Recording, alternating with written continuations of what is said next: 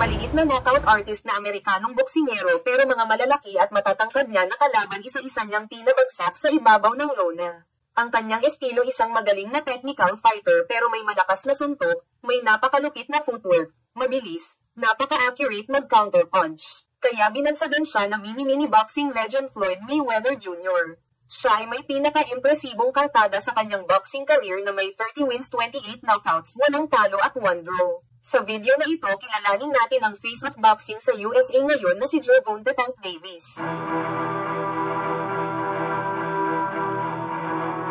Si Gervonta Tank Davis ay ipinanganak noong November 7, 1994 sa Baltimore, Maryland, isang lugar na kilala sa hirap ng buhay at krimen.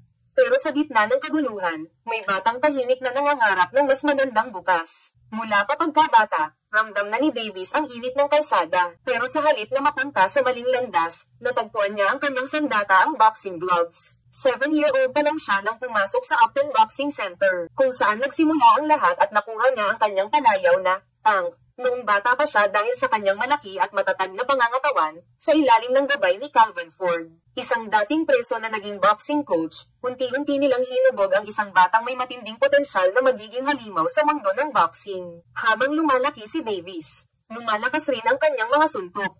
Sa amateur boxing, Tank Davis ay nagkaroon ng napakagandang amateur boxing record, 206 na panalo, 15 talo lamang at naging 2 times National Junior Olympics gold medalist at may ibang pang mga titles. Pero ang tunay na pagputok ng kanyang pangalan ay dumating noong siya ay naging profesional.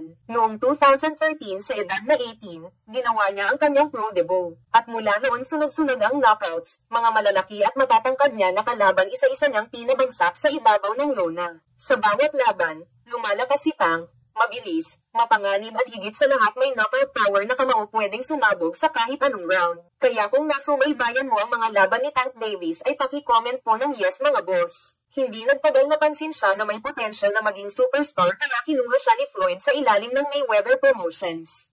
At mula roon mas nakilala pa si Tank Davis dahil sa mga sunod-sunod na panalo at isa sa pinaka-highlight ng kanyang career ay noong tinalo niya si Jose Pedraza 7th round technical knockout noong 2017 para sa IBF Super Featherweight title. Kasunod noon, pinabagsak niya si Leo Santa Cruz isang malakas and uppercut ang tumama sa panga kaya natapos naglaban via 6th round TKO. Isang mas matangkad, mas malakas na si Mario Barrios ang pinabagsak via 11th round technical knockout. Ganyan kalupit at kalakas magpatama si Tank Davis. Isa sa mga pinaka-inaabangang laban ni Tank Davis at Ryan Garcia o King vs Tank Showdown. Pero sa 7th round, isang body shot ang tumapos ni Ryan Garcia at hindi na ito naka-recover pa kaya panalo si Tank Davis via 7th round TKO. Lahat ng ito ay patunay na si Tank Davis hindi lang knockout artist siya ay isang magaling na technical fighter pero may malakas na suntok, mayroon napakalupit na footwork, mabilis na counter-puncher, isang finisher at isang tunay na mandirigma kaya binansagan din siya ng mini-mini boxing legend Floyd Mayweather Jr. Pero tulad ng maraming champion,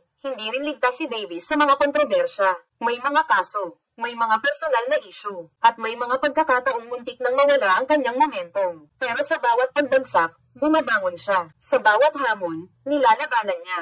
Hindi pa rin nagbago doon pa rin ang halimaw na Tank Davis. Ngayon si Gervonta Tank Davis ay 3-division world champion at undefeated WBA lightweight title holder at isa sa pinakakinatatakutang pangalan sa lightweight divisions at super lightweight divisions. Pero higit pa sa kanyang lakas, si Davis ay simbolo ng pagbangon. Mula sa hirap, mula sa dilim patungo sa liwanag ng tagumpay. Isang paalala sa ating lahat, kahit saan ka man nagsimula, kahit gaano kahirap ang buhay kapag may disiplina, tiyaga, at paniniwala sa sarili, kayang-kaya mong maging world champion. Kung nagustuhan mo ang ganitong kwento ay share, like and subscribe na rin kayo.